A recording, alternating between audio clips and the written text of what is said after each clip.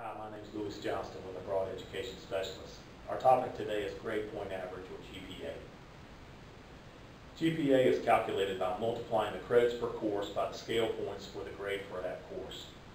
The term cumulative GPA used in school applications refers to a calculation of the average of all your grades for all semesters and courses completed up to a given academic term. Although GPA is not commonly used in China, it is the primary measurement tool used in school systems of Western countries. So it's very important that you understand how to calculate it and how admissions committees will evaluate it. How to calculate GPA. According to the standards used by World Education Services, the letter grade should be converted into numerical scale points in the following way.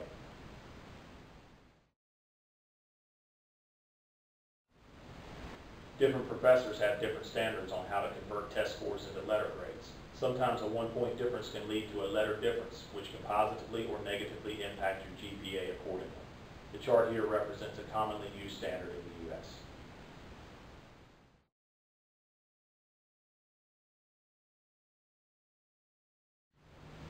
So if you got a 90, 87, 82, and 94 in your 4 courses last semester respectively, and all these courses have 3 credit hours, your GPA should be calculated in this way.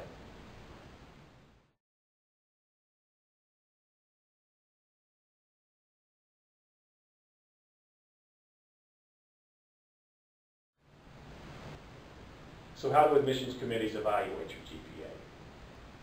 Though the cumulative GPA is the one on your transcript, it's not always the most important GPA that your target school is evaluating.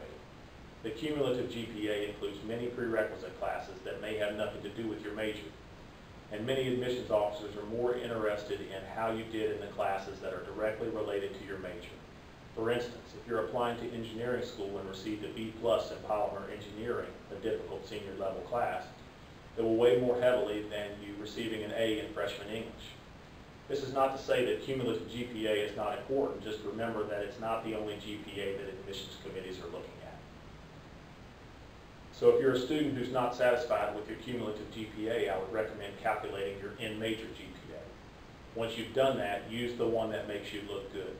In other words, if your cumulative GPA is 3.3 and your in-major GPA is 3.8, don't mention the cumulative.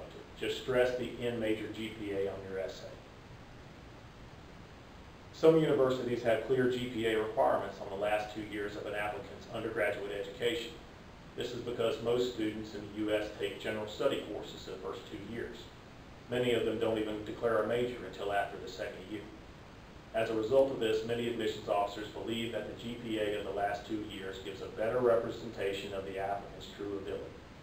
Even though this is not the case in China, I still recommend calculating your GPA in the last 2 years.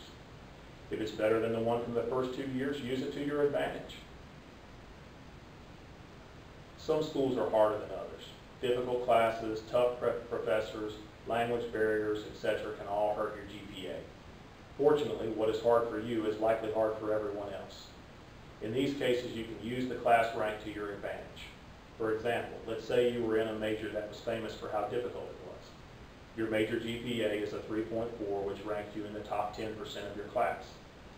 In your essay, you should mention how difficult the major is and that you were ranked in the top 10%. The reason for doing this is simple. If you're competing with a student who went to a much easier school or program, they might have a GPA of 4.0, which on the surface seems much better than your 3.4.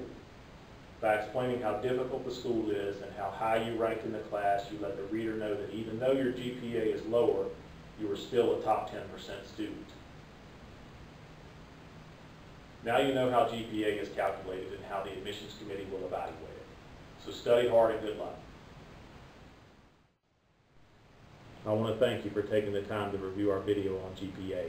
I sincerely hope you found the information helpful to your abroad education pursuits. Please visit our website at abroadeducationspecialist.com for more tips and articles on the application process. We wish you great success and a bright future.